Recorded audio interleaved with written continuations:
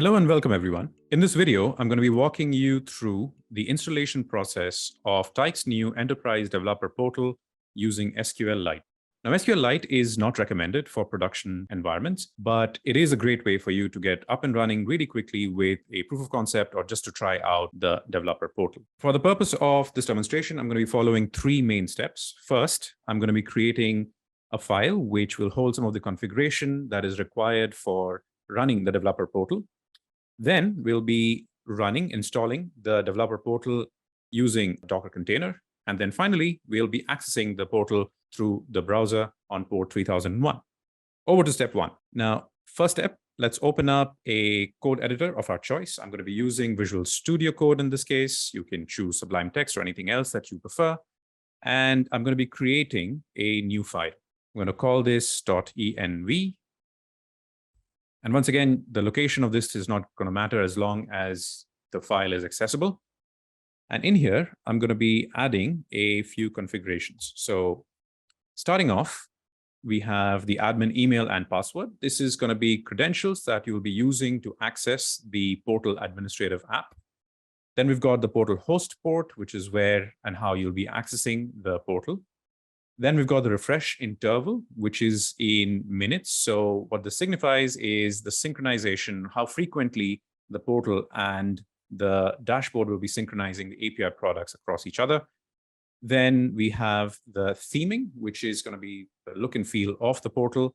And finally, we've got the portal license key. In order to get access to the license key, you can reach out to us, and our sales team would be more than happy to provide you with one.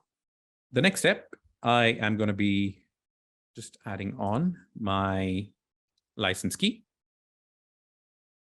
And once I've done that, I'm going to hit save and head on over to the terminal.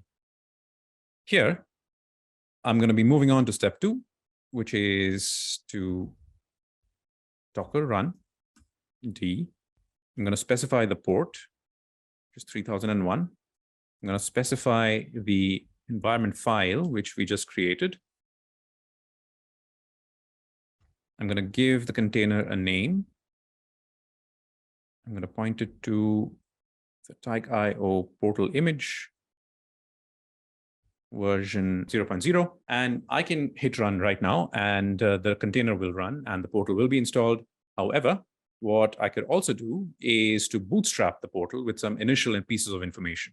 In order to do that, I'm going to be typing in -- bootstrap, and then I'm going to hit enter. Now, this process may take a little bit longer for you if you're doing it for the very first time, but it will still be only a few seconds. And if you wanted to test out whether your portal is running or not, it is. So now let's head on over to the browser, and I'm going to hit localhost 3001, and that will give me access to the developer portal. So there you have it, few easy steps for you to get your new Enterprise Developer Portal installed using SQLite. We'll be diving a lot deeper into next steps and how you can actually publish your APIs and productize your APIs. Hope you found this useful. For more information, visit the Tyk documentation site. And until next time, cheers and take care.